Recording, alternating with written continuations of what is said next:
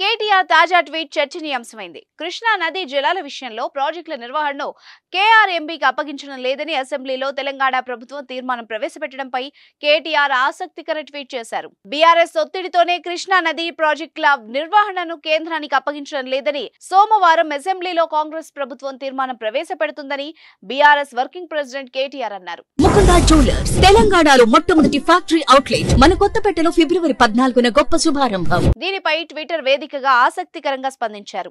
BRS party ఈ నెల 13న తలపెట్టిన చలో నల్గొండ ఎఫెక్ట్ కారణంగా అధికార పార్టీలో ఈ చలనం వచ్చిందని అన్నారు. ప్రధాన ప్రతిపక్షం బీఆర్ఎస్ సాధించిన తొలి విజయం ఇదేనంటూ ట్విట్టర్లో పేర్కొన్నారు. ఈ ట్వీట్ కు మాజీ సీఎం బీఆర్ఎస్ అధినేత కేసీఆర్ ఫోటోను జతచేశారు.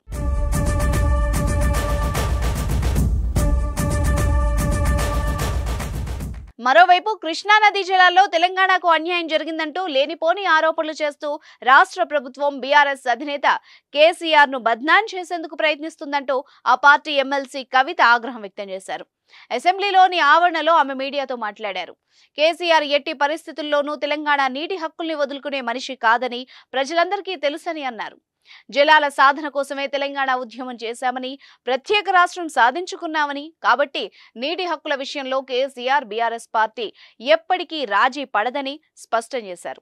కృష్ణా నదీ ప్రాజెక్టులను కేంద్రానికి అప్పగించడానికి జరిగిన సమావేశాల్లో సీఎం రేవంత్ రెడ్డి ప్రభుత్వం అంగీకరించిందని తెలిపారు.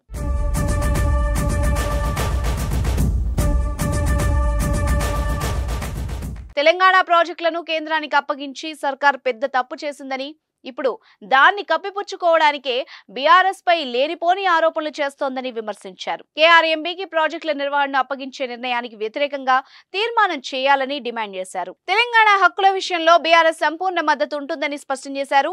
రేపు చలో నల్గొండలో బీఆర్ఎస్ మేడిగడ్డ సందర్శనతో అధికార ప్రతిపక్షం ప్రజాక్షేత్రంలోకి వెళ్తున్నారు. చూద్దాం మరి ఎవరు పై చేయి సాధిస్తారో.